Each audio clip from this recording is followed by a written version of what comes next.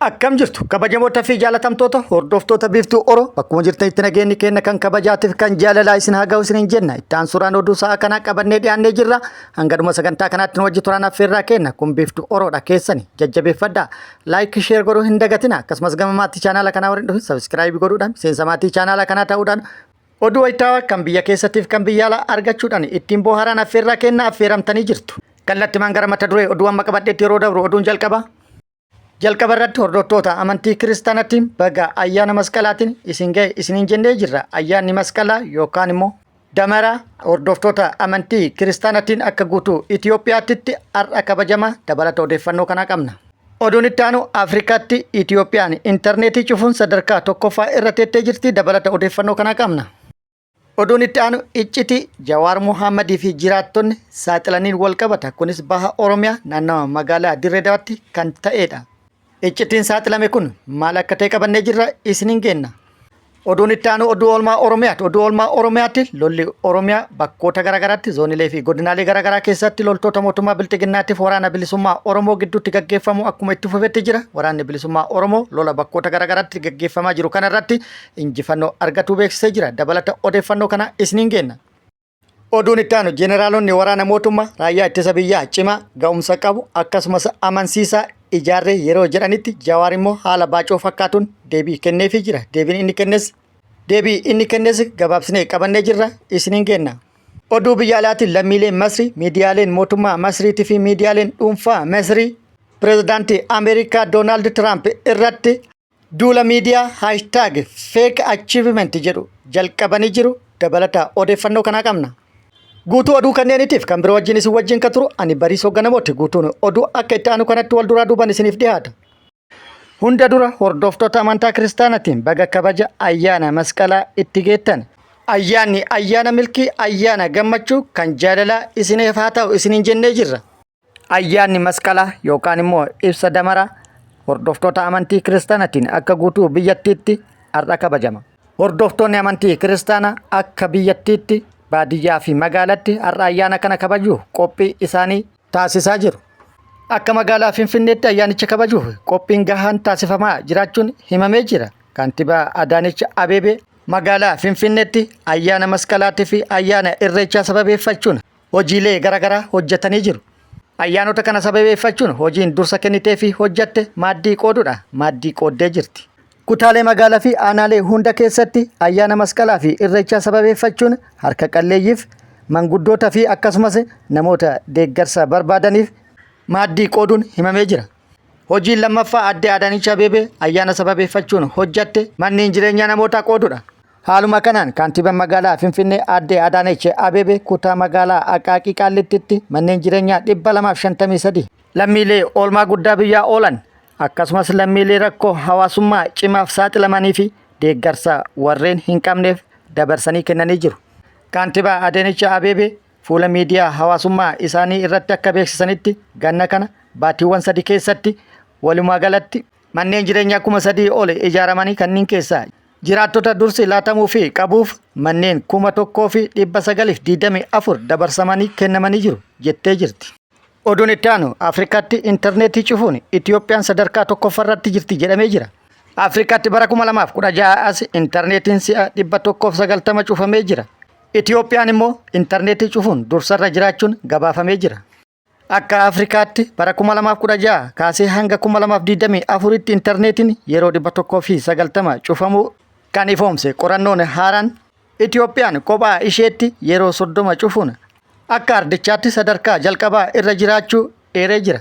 Qorannoon kitaaba Internet Shutdowns in Africa Technology Rights and the Power by the African Digital Rights Network and the Institute of Development Studies jedhamuun maxxane akka ibsetti Afrikaa keessatti cufaatiin intarneetii dachaa oliin kan dabale ta'uu fi Itoophiyaan yeroo 30 Suudaan yeroo 21 akkasumas Aljeeriyaan yeroo 14 cufuudhaan sadarkaa jalqabaa qabachuu gabaasee jira. Itoophiyaa keessatti intarneetiin yeroo dheeraaf kan cufame yeroo waraana Tigraay ta'uu eeree kunis namoota miliyoonaan lakkaa'aman akka wal hin qunnamneef akkasumas tajaajila bu'uuraa akka hin arganne taasisee jira jedhee jira gabaasichi. Itti dabaluunis cufamuun intarneetaa kun sagalee mormitootaa ukkaamsuuf komii callisiisuu fi hirmaannaa hawaasaa siyaasa keessatti qabu daangessuu fi itti dhimma bahamaa jiraachuu qorannichi akeekkachiisee jira. Oduun itti aanu iccitiin qaamota hidhatanii baha Oromiyaatti haleellaa namoota nagaa irratti raawwatanii saaxilamee jira. Baha Oromiyaa Harargee bahaa magaalaa Dirree Dawaatti fi naannawa magaalaa Dirree Dawaatti hidhattoota naannoo Somaalee fakkaatuudhaan qaamonni haleellaa namoota nagaa irratti raawwataa turan lubbuu namoota nagaa galaafataa turan magaalaa Dirree Dawaa seenuudhaan namoota ukkaamsanii guyyaa adiidhaan fudhatanii deemaniin osoo qaamni seeraa jiru raayyaan ittisa biyyaa jiru poolisiin magaalaa Dirree Dawaa jiruu fi poolisiin federaalaa jiru sodaa tokko malee guyyaadhaan magaalaa Dirree Dawaatti seenanii akka barbaadanitti waan barbaadan raawwataa turan kan saamicha akka barbaadanitti gaggeessan. Yeroo uummanni raayyaa ittisa biyyaa akkasumas poolisii federaalaatii fi poolisii magaalaa Dirree Dawaatitti maacalliftan jechuudhaan iyyatan kan poolisiin federaalaa raayyaan ittisa biyyaatii fi poolisiin magaalaa Dirree Dawaa ajajni olirraa nu geenne jechuudhaan hawaasa ofirraa deebisan yeroo barbaadanitti gaafii akka namaaf nu gaafatta jechuudhaan immoo hawaasa irratti reebicha raawwatan. Kan mootummaan bilxiginnaa immoo hidhattoonni kunniin hidhattoota waraana bilisummaa Oromooti jedhee yakkoota uumaman gara isaaniitti harkisuuf yaalu. Hidhattoonni kunneen hidhattoota naannoo Somaalee irraa ta'anis akka hin taane akkasumas waraana bilisummaa Oromollee akka hin taane jiraattotaa fi Jawaar Mohammadis saaxilanii jiru. Jiraattonni akka jedhanitti hidhattoonni kunneen waraana bilisummaa Oromootti fakkeessuudhaan tibbana haala adda ta'een kan bobbaafaman yoo ta'an isaan kunneen hidhattoota naannoo Somaalee irraa dhufanillee miti akkasumas waraana bilisummaa Oromootillee miti jedhanii jiru jiraattonni. Xiinxalaan siyaasaa Jawaar Mohammadis dhimma kana iccitii argate irratti hundaa'uudhaan maalummaa hidhattoota namoota nagaa irratti rakkoo uumanii kana saaxilee jira. Jawaar Mohammad akka jedhetti humnoota hidhatan kana mootummaan huursotti leenjisee hidhachiisee garasitti bobbaase.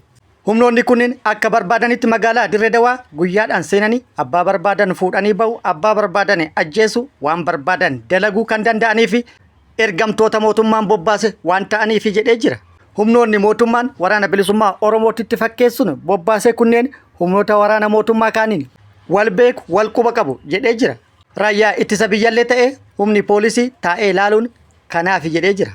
Humnoonni hidhatanii mootummaan haala adda ta'een bobbaase kunnii fi akkasumas karaa seeratiin mootummaan bobbaase yeroo tokko tokko karaarratti walitti dhufuudhaan waan walitti dhukaasan fakkaatuudhaan walirra ol qabanii dhukaasuun jiraattota ittiin gowwoomsu jedhee jira.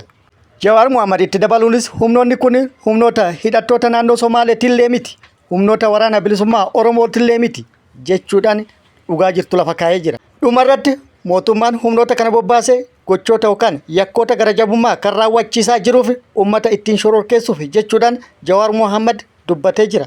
Dhugaan jirtu kana jechuudhaan Jawaar Mohammadii fi jiraattonnis waan jiru haala kanaan ibsanii jiru. Oduun itti aanu Itiyoophiyaan yeroo jalqabaatiif ejjennoo Filisxeem irratti qabdu ifoomsitee jirti. Haaluma kanaan beekamtii biyyummaa Filisxeem kan kennituu fi kan deeggartu ta'uu beeksiftee jirti. Yaa'ii dhaabbata mootummoota gamtoomanii 80ffaa Niiwuorkitti gaggeeffamaa jiru irratti pirezidaantiin Itiyoophiyaa Taayyee Asqasillaasee haasaa taasiseen Itiyoophiyaan beekamtii biyyummaa Filisxeemiif kan kennitu ta'uu beeksisee jira. Pirezidaant Taayyee Asqasillaasee Filisxeemii fi Israa'el biyya ta'anii wal cinaa akka jiraatan kan deeggaran ta'uu ibsuudhaan lola deemaa jiru dhaabuudhaan ammas gara mariitti dhufuu akka qabanis waamicha taasisee jira. Pirezidaant Taayyee Asqasillaasee itti dabaluunis kan jedhan Itiyoophiyaan rakkoon jiru mariidhaan karaa nagaatiin akka furamu barbaaddi jechuudhaan rakkoo nageenya Israa'el fi Filisxeem irratti yaada kennaniin ejjennoo Itiyoophiyaan qabdu ibsanii jiru. Akkasumas rakkoon nageenya baha giddu galeessatti babal'ataa jiru dhaabbatu akka qabuu fi mariidhaan furamuu akka qabu ejjennoo Itiyoophiyaa ta'uu ibsuudhaan mirgi abbaa biyyummaatii fi hiree ofii murteeffatu Filisxeem irra deebi'uudhaan kan deeggaran ta'uu mirkaneessee jira. Oduun itti aanu oduu oolmaa Oromiyaati. Oduu oolmaa Oromiyaati. Lolli Oromiyaa zoonilee fi godinaalee Oromiyaa garaagaraa keessatti loltoota mootummaa Bilxiginnaatii fi waraana bilisummaa Oromoo gidduutti deemaa jiru akkuma itti fufetti jira. Waraanni bilisummaa Oromoo bakkoota dur hin jirre hundatti humnoota isaa erguudhaan yookaan bobbaasuun haleellaa humnoota mootummaa irratti raawwataa jiru cimsee itti fufuu beeksisee jira.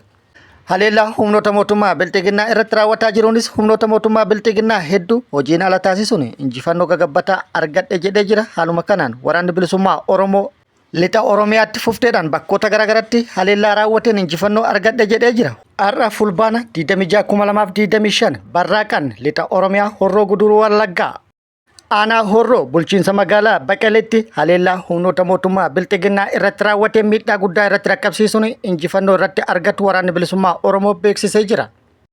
Haleellaa bulchiinsa magaalaa Baqqalee kaampii waraana mootummaa irratti raawwateen loltoota mootummaa 20 battalumatti addunyaa kanarraa godaansisee 25 immoo madoodhaan adabee jira. Loltoota mootummaa Bilxiginnaa 10 immoo booji'ee jira. Humnoonni waraanni bilisummaa Oromoo harkaan qabe riphee lolaan 8 milishaa 2 kaabineen tokko keessa jira jedhamee jira. Walitti qabaa humnoota mootummaa 10 harkaan qabee jira. Akkasumas waraanni bilisummaa Oromoo haleellaa humnoota mootummaa Bilxiginnaa irratti raawwateen meeshaalee waraanaa hedduu hiikadha jedhee jira. Haleellaa raawwateen bireenii tokko AKM 25 akkasumas meeshaalee waraanaa biroollee hiikatu beeksisee jira. Haaluma wal fakkaatuun waraanni bilisummaa Oromoo zoonii kibba bahaa Oromiyaa Arsii bahaa aanaa seerutti haleellaa humnoota mootummaa irratti raawwatu beeksisee jira. Guyyaa tokko dur yookaan immoo fulbaana 24/2025 aanaa seeruu Abbaas ganda Hadiidoo iddoo addaa Qurquraa jedhamutti haleellaa humnoota mootummaa Bilxiginnaa irratti raawwateen humnoota mootummaa Bilxiginnaa hedduu hojiin ala taasise jedhee jira. Haleellaa raawwateen kaan addunyaa kanarraa godaanse kaan madeessuun meeshaalee waraanaa hedduu sirraa hiikkatu beeksisee jira. Akkasumas waraanni bilisummaa Oromoo kaleessa galgala funyaan Finfinnee jalatti humnoota mootummaa irratti haleellaa raawwatu beeksisee jira. Funyaan Finfinnee jalatti aanaa Mudaafurii waajjira poolisii tokko irratti haleellaa raawwatee jira. Haleellaa waajjira poolisii bakka addaa Baabur Xaabiyaa jedhamutti haleellaa raawwateen hedduu miidhaa irratti dhaqqabsiisuu beeksisee jira. Lola bakkoota garaagaraatti ture kanaan wal qabatee odeeffannoo gama mootummaatti argachuuf yaallus argachuu hin dandeenye yoo arganne yeroo itti aanutti qabannee kan dhufnu ta'a. Gama mootummaatti odeeffannoon jiru ajajoonni waraana mootummaa ol aanoo fi Jawaar Muhammad dhaamsa baacoo fakkaatu wayii wal jijjiiranii jiru.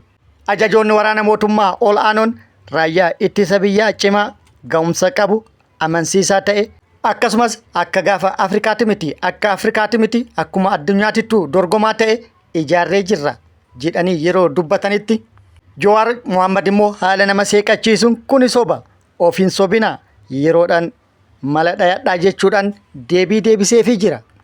Ajajaan waraana mootummaa ol aanaan Leetanaal Jeneraal Qindeessaa humna namaa akka ta'e ajajaan waraana mootummaa ol aanaan Leetanaal Jeneraal Haacaaluu Shallamaa namni jedhamuu fi akkasumas ajajaan waraana mootummaa Geettinnat Adaanee namoonni jedhaman haala wal fakkaatuun yaada wal fakkaataa miidiyaa irratti kennaniin Itoophiyaan yeroo ammaa kanatti humna waraanaa yookaan raayyaa ittisa biyyaa haala adda ta'een ijaarame ga'umsa addaa qabu cimaa fi walabummaa biyyattii kabachiisuu danda'u bakka barbaadetti dhaqqabuun nakkoo nageenya kamiyyuu furuu danda'u ijaaruu isaanii yoo dubbatan Jawaar Muhammad lakki jeneraalota waraana mootummaa Itoophiyaa dubbiin akka isin jettan kanaa miti ofillee sobdanii uummatallee hin sobina biyya hin sobina waan humni waraana raayyaa ittisa keessanii itti jiru argaa jirra wanta raayyaan ittisa biyyaa tahaa tures beeyna ofin sobina ofin guddisina ittiin hin dhaadatina yeroo mala dhawadhaa jedheeni jira.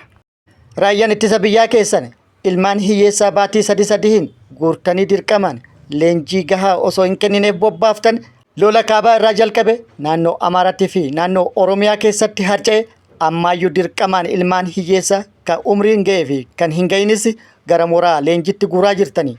Raayyaa ittisa biyyaa gahaa fi cimaa akkasumas amansiisaa qabdan yoo ka ta'u taate kan hangaarraa guurtan eessa dhaqee amma ilmaan hiyyeessaa fedhii isaa malee dirqamaan gara leenjii waraanatti guurtan baatii sadiin ilmaan hiyyeessaa gara leenjii waraanatti guuruun maaliif barbaachise?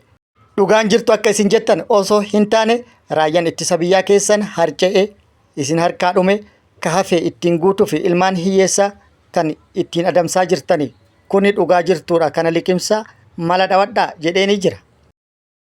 Lammiileen Masrii miidiyaaleen mootummaatii fi kan dhuunfaa duula #fake achievement jedhu pirezidaantii Ameerikaa Doonaald Tiraamp irratti jalqabanii jiru. Lammiileen Ijipt pirezidaantii Ameerikaa Doonaald Tiraamp irratti qeeqa hamaa gaggeessanii jiru. Duula qeeqaa bananii jiru. Sababa qeeqa lammiilee Ijipti kan ta'e pirezidaantiin Ameerikaa Doonaald Tiraamp guyyaa 2 dura lola Ijiptii fi Itoophiyaa gidduutti turee fi furmaata kaa'uudhaan araarsee jira jedhee dubbatu isaati. Doonaald Tiraamp lola Itoophiyaatii fi Masrii gidduu jiru dhaabsisuu danda'ee jira jechuu isa milkaa'ina sobaa jechuudhaan qeeqanii jiru. Doonaald Tiraamp haasaa taasisee tureen lola biyyoota 7 kan dhaabee fi kan araarse akka ta'e dubbatee ture. Lolli biyyoota torbaa an dhaabsise Doonaald Tiraamp jedhe kan lubbuu namoota hedduu galaafatee fi akkasumas miidhaa guddaa dhaqqabsiise ta'uu ibsuudhaan gahee taphateen lolli kun akka dhaabbatuu fi rakkoon kun akka furamu taasise jedhee jira. Lola biyyoota torbaa dhaabsise keessaa tokko lola Itiyoophiyaatii fi Ijipti jechuudhaan dubbatee jira. Ijiptii fi Itiyoophiyaan kan wal lolanis sababa hidha haara'umsaatiin ta'uu kaasuudhaan wal loluu isaanii kan ibse yoo ta'u, biyyoonni lamaan garuu wal lolanii kan hin beekne ta'uu yookaan immoo dhimma hidha laga Abbayyaatiin walitti dhukaasanii kan hin beekne ta'uun ifaadha. Biyyoota walii loliin walitti araarse jechuun Doonaald Tiraamp immoo lammiilee Ijipti aarsee jira yookaan miira keessa galchee jira. Kanarraa ka'uudhaan lammiileen Ijipti akkasumas miidiyaaleen mootummaatii fi miidiyaaleen dhuunfaa #fake achievement jechuudhaan Doonaald Tiraamp irratti duula bal'aa gaggeessaa jiru.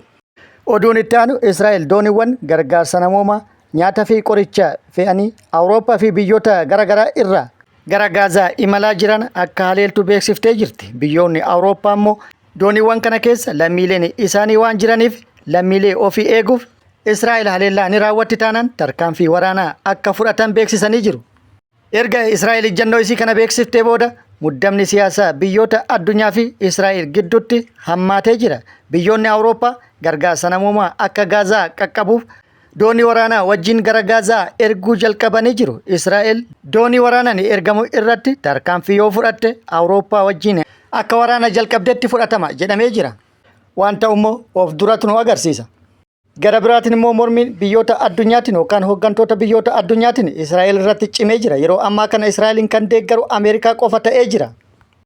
Kabajamoota fi jaalatamtoota hordoftoota biiftuu Oroo oduun ammaaf qabadde kan hanga ammaa kana guutuu oduu wajjin isin wajjin kan ture ani Bariisoo Ganamooti. Hanga yeroo itti aanutti deebinee wal agarrutti nageenyi Rabbi isiniif haa baay'atu. Nagatti nu turaan immoo hawwii kennaa nagatti nu tura.